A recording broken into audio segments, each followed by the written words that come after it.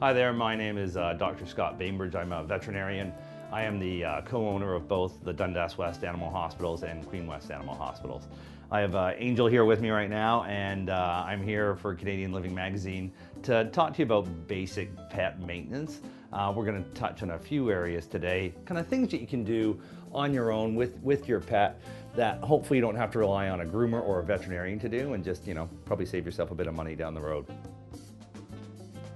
Okay, so today we're going to talk about doing nail trims on your dog, which, is probably the hardest thing for people to have to do with their pets, but it really shouldn't be. And I think the key to this is start it early, start it when they're young, get them used to having their feet handled, and give them treats when you're doing it, because no dog likes having their feet touched. And most dogs are food rewarded, so if you can give a treat as you're doing this, I think as you eventually get through the whole process, you're going to have a dog who will totally tolerate having his nails done. And you don't want to have to go to a groomer or a vet to get your dog's nails done, just because financially you're going to be in the poorhouse. So let's see if we can give you kind of the basis on how to do this. So Tonka, I'm sure you're not thrilled, but let's first of all have a look and kind of talk about the anatomy of the nail. If you have another person help you with this, probably someone to feed cookies while you're doing it, it's usually a good idea. The nail itself, there's the outer shell, or the keratin to the nail, and inside the nail there's what we call the quick, and in the quick there's a nerve and a blood vessel.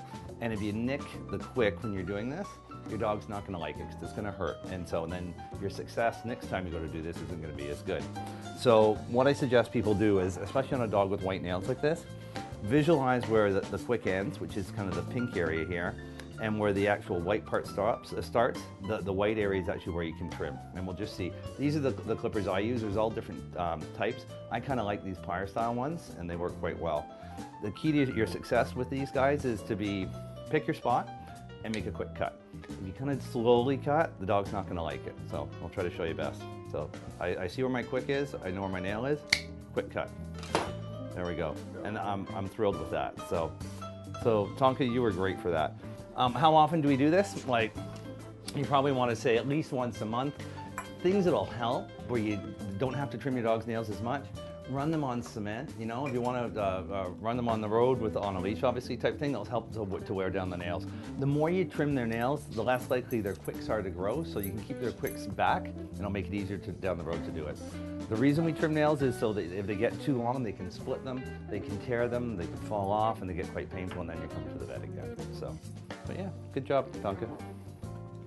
So thanks once again. I'm Dr. Scott Bainbridge from Dundas West Animal Hospital. I hope you tune in to CanadianLiving.com for next time, and we'll give you some more helpful hints for pet maintenance.